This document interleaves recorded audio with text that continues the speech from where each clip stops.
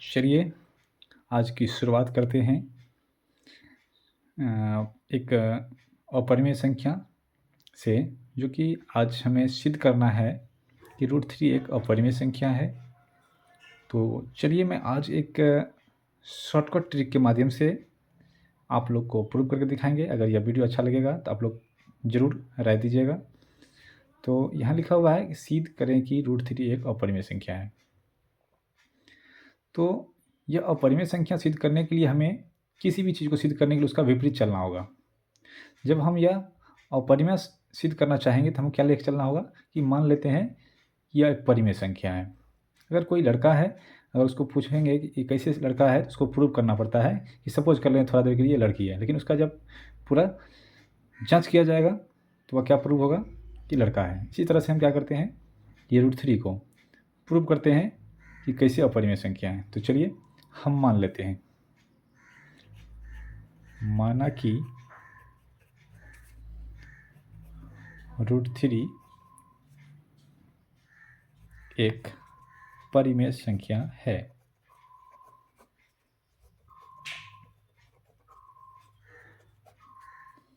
जब हम √3 को एक परिमेय संख्या मानते हैं तो हमको इसके फॉर्म में लाना होगा।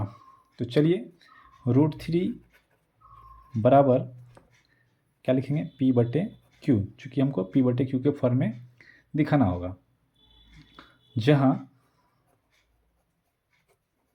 Q ≠ 0 है, जहाँ Q एक पूर्णांक है और इसके बराबर 0 नहीं आना चाहिए।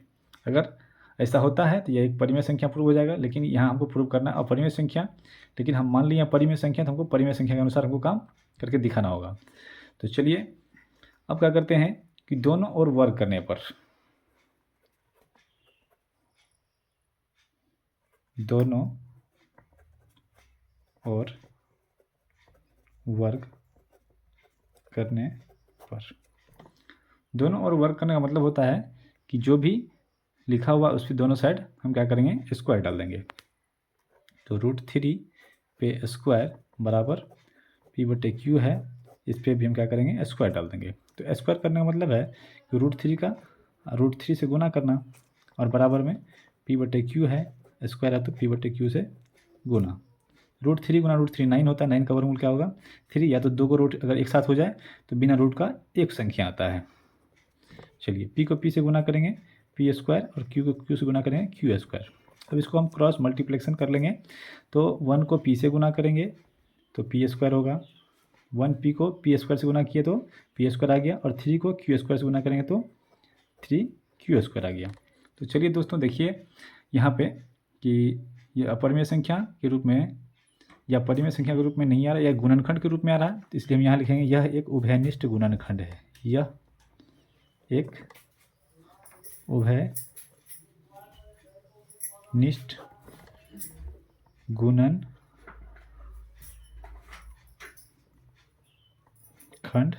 है।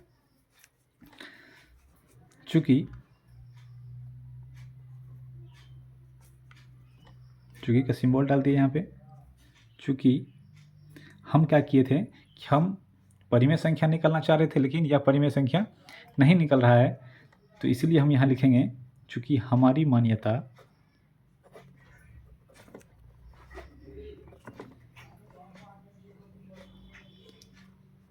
गलत हुई, अतः यह समीकरण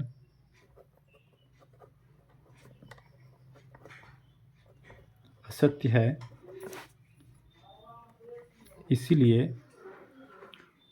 √3 एक अपरिमेय संख्या है। तो चलिए दोस्तों, जैसा कि आप लोग अभी सिद्ध किए हैं √3 का परिमेय संख्या कैसे हैं, तो आप लोग अच्छे से समझ गए होंगे। आशा करते हैं कि आप लोग इस क्वेश्चन को, इस टाइप के क्वेश्चन को आसानी से बना पाएंगे। और यह क्वेश्चन इतना इम्पोर्टेंट है कि क्लास 10th के लिए हर बार पूछे जाने वाले क्वेश्चन है, और इस प्रकार आपको 10th में यह क्वेश्चन 100% पूछे जाते हैं। इसी प्रकार के क्वेश्चन को अब अगर एक बार रिवीजन कर लिए तो सिर्फ क्या हो सकता है, √3 के बदला √4 √5 आ सकता है, √7 आ सकता है, 1/√2 आ सकता है, 1/√3 आ सकता है। बल्कि प्रोसेस इसी तरीका से हम करके दिखाएंगे, और जब ऐसा प्रोसेस हम कर लेंगे तो आपको इस क्वेश्चन का मार्क दिलाने में सहायक होंगे। तो चलिए फिर मिलते हैं नेक्स्ट क्वेश्चन के साथ, तब तक के लिए धन्यवाद। आप एक बार लाइक करेंगे, धीरेन्द्र सर मैथमेटिशियन को आप सब्सक्राइब भी करेंगे और बेल आइकन दबा के लाइक भी करेंगे।